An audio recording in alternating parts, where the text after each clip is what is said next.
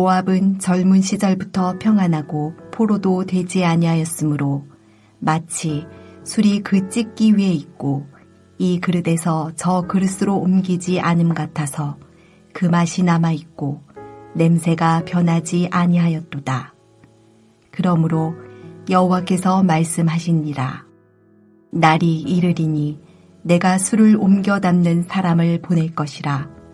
그들이 기울여서 그 그릇을 비게 하고 그 병들을 부수리니 이스라엘 집이 베델을 의뢰함으로 수치를 당한 것 같이 모압이 그못으로 말미암아 수치를 당하리로다.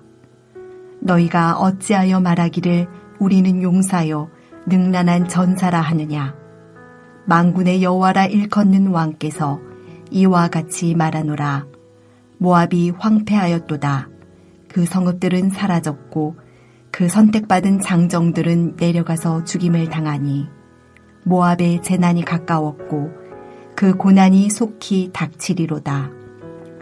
그의 사면에 있는 모든 자여, 그의 이름을 아는 모든 자여, 그를 위로하며 말하기를 어찌하여 강한 막대기 아름다운 지팡이가 부러졌는고 할지니라. 디본의 산은 따라 내 영화에서 내려와 메마른 데 앉으라. 모압을 파멸하는 자가 올라와서 너를 쳐서 내 유세를 깨뜨렸음이로다.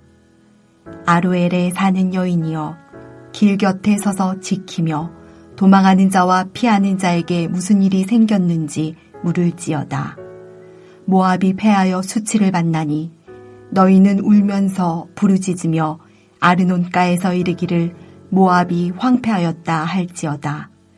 심판이 평지에 이르렀나니 곧 홀론과 야사와 메바악과 디본과 느보와 벳디블라다임과 기랴다임과 백과물과 벤몬과 그리옷과 보스라와 모압 땅 원근 모든 성읍에로다. 모압의 뿔이 잘렸고 그 팔이 부러졌도다. 여호와의 말씀이니라.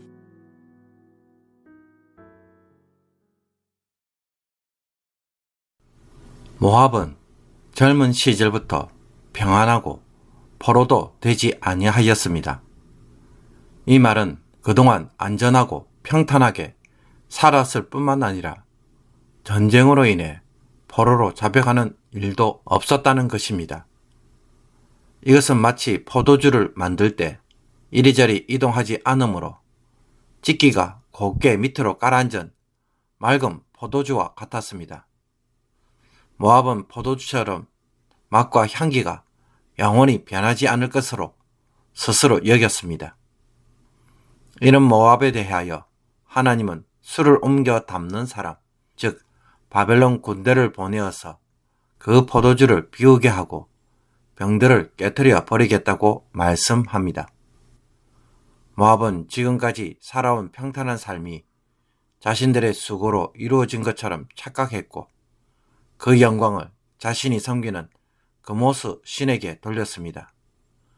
그러므로 이스라엘 백성들이 베델의 금송아지를 섬기며 그 영광을 돌리다가 수치를 당한 것처럼 모압 역시 그모스 신을 섬기는 것으로 수치를 당하도록 하겠다고 하나님은 말씀하고 계십니다.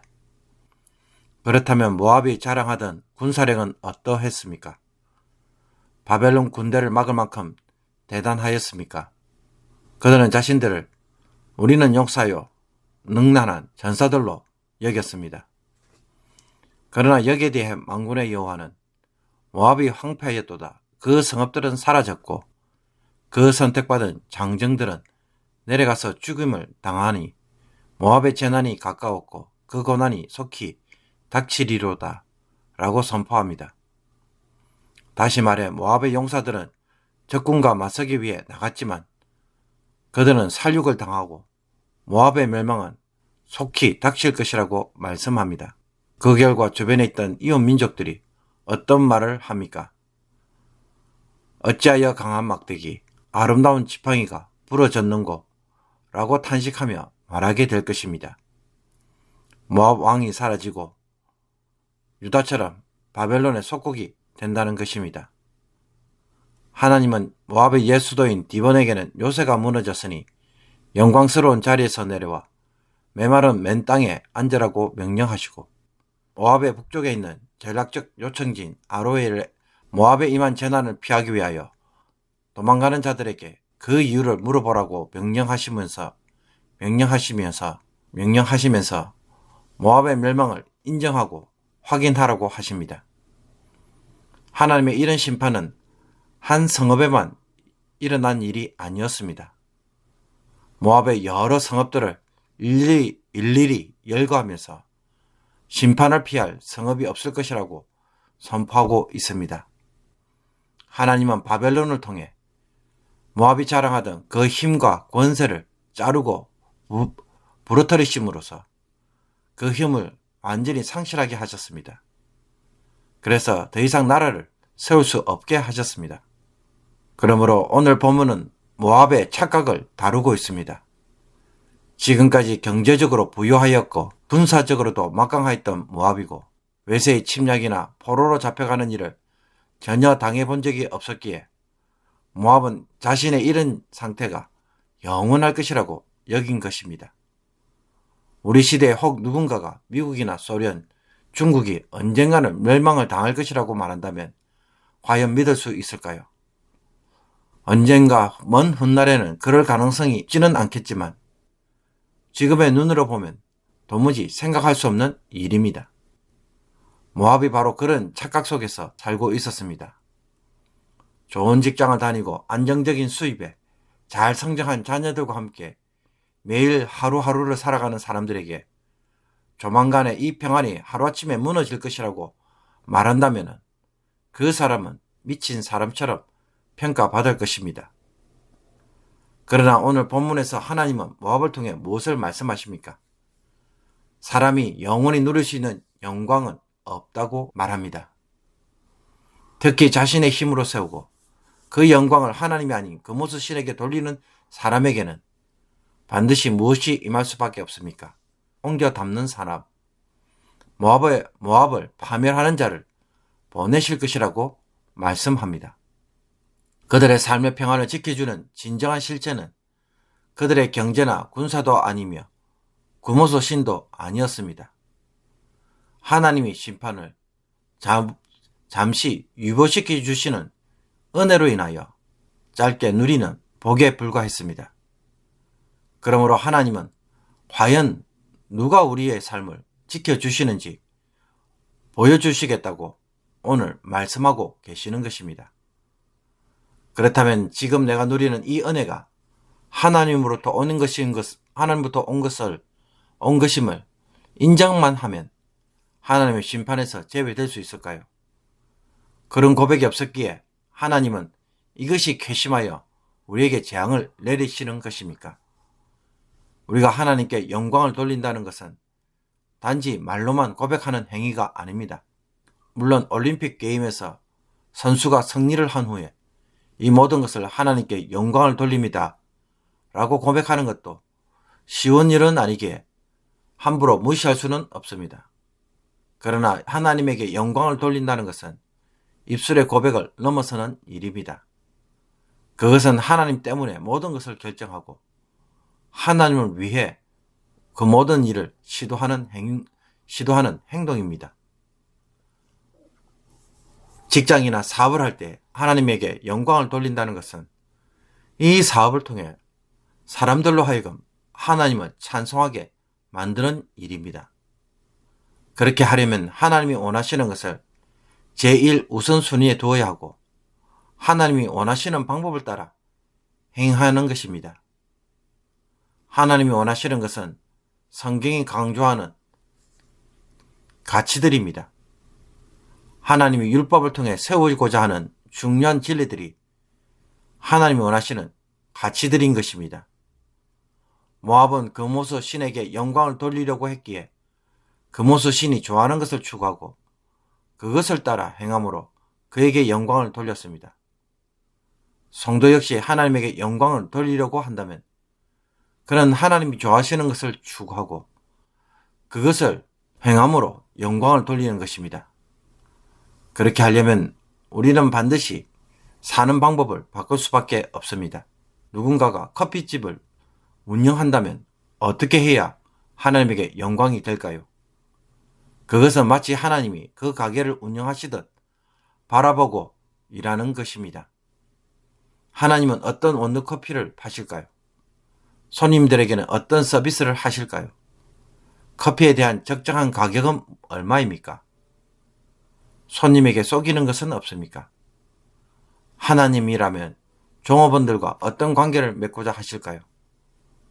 돈이나 이익 때문에 모든 것을 최종적으로 판단하고 결정하는 것이 아니라 하나님이 원하시는 것이 무엇인지를 다시 한번 생각해보고 판단하는 것이 하나님의 방법대로 하는 것입니다. 그렇게 할 때 이것이 하나님에게 영광이 되는 것입니다. 하나님이 원하시는 가치를 추구하고 하나님의 성품과 방법을 드러내고 있기 때문입니다. 물론 현실에서는 이것이 결코 쉽지 않습니다.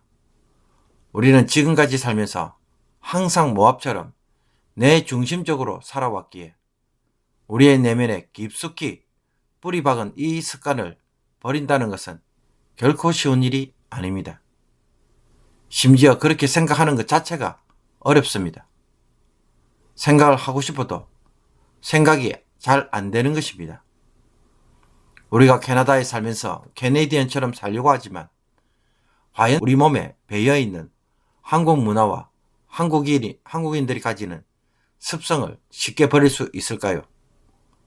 몸에 배어 있어서 결코 쉽지 않을 것입니다.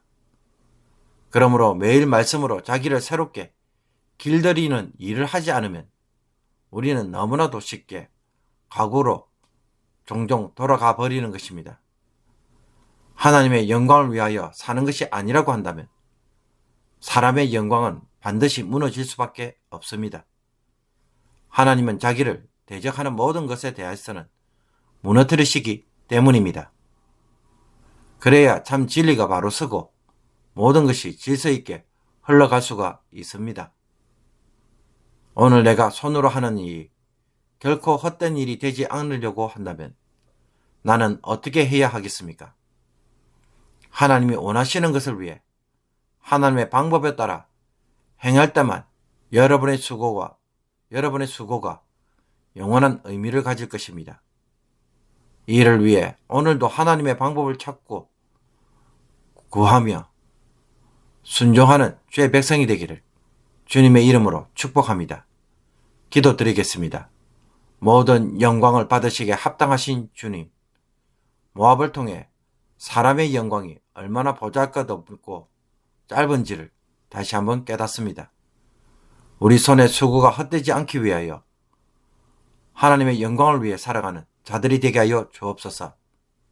일을 할 때 어떻게 해야 하나님을 위한 일이 될지 생각하게 하시며 하나님이 기뻐하는 방식으로 생각하고 행동하게 하여 주옵소서.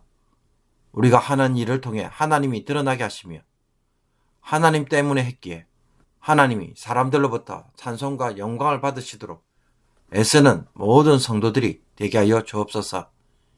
이 일이 우리의 새로운 삶의 습관이 되게 하여 주옵소서. 사람의 영광을 구하다가 망하는 자들이 결코 되지 않도록 오늘도 성령님께서 저희들을 인도하여 주옵소서. 예수 그리스도의 이름으로 기도하옵나이다. 아멘.